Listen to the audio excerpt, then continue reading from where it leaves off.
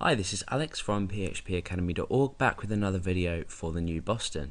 Now in this video we're going to be looking at different string functions inside PHP, how you use them and why they might be useful.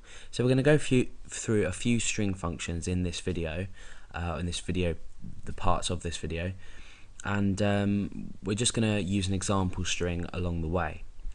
So let's go ahead and create our example string. So I'm going to create a new variable called string, and this is going to be equal to a particular string. So for example, I'm going to say this is an example string. So we're going to be doing a few things with this particular string along the length of the videos that we're going to create, and we're going to be creating new variables which use these functions and apply these functions to this particular string. So first of all, let's go ahead and look at string word count. Now you can imagine why this may be useful in particular situations. You might want to count a certain amount of words, maybe through user input or through database use, etc, etc. But I'm sure you can find a use in your own web application, but for now this is how you use it. Now I'm going to create a new variable called string word count, and this is going to be equal to the function name, which is str word count. Now this function takes 3 arguments in total.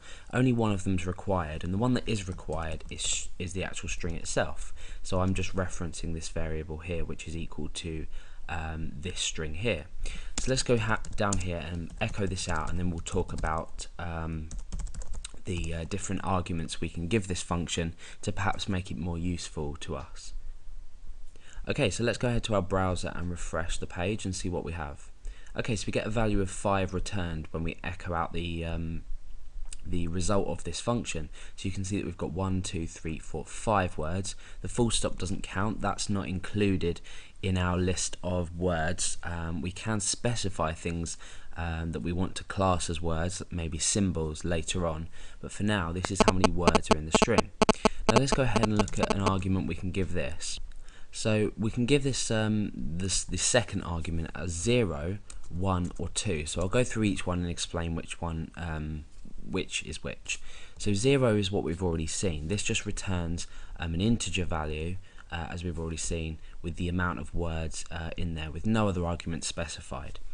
1 will produce an array where the key is equal to the word itself. So the key is irrelevant in this, it will just be the default, so it will be 0, 1, 2, 3, 4, 5, and then each value of each key will contain the word in the string.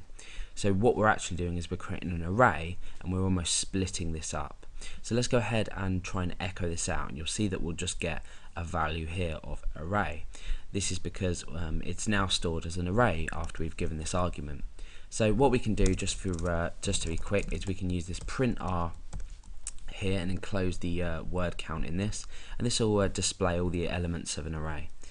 Oh, spelled that wrong. Okay, so print r, let's go back, refresh, and now what you can see is we've got 0, 1, 2, 3, 4, and all these keys that we've been returned equal the words that we have. So we're not using an associative array here, we're using just a normal array, and we've got this is an example string without the full stop like I mentioned earlier. So that's how we're going to put our results into an array. Now if we use string with the argument 2, this is going to return an associative array. Now as you can see here, we've got each key is as normal, so we start at 0 and we're ending at 4. What this will now do is the key will equal the position, so the key will now become an associative value. It will have the position of where each word starts, and then the value of each key will be the word itself. So let's go ahead and refresh this. Now you can see 0, that's at position, the word this is at position 0, is at position 5, and is at position 8, example is at position 11, and string is at position 19 inside of our string here.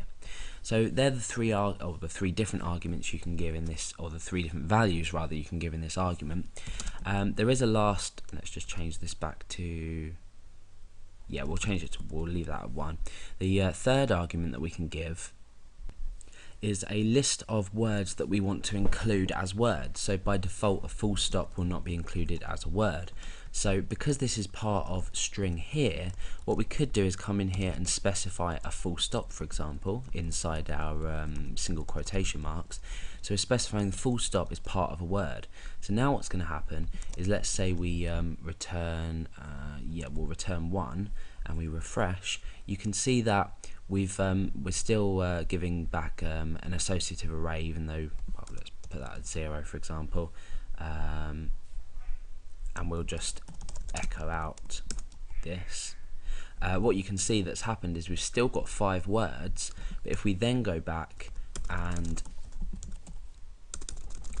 print r, if we then go back and change this value up here to 1 or 2, so we're producing either our array or our associative array, you can see that instead of just string, we've got string with the full stop on the end there.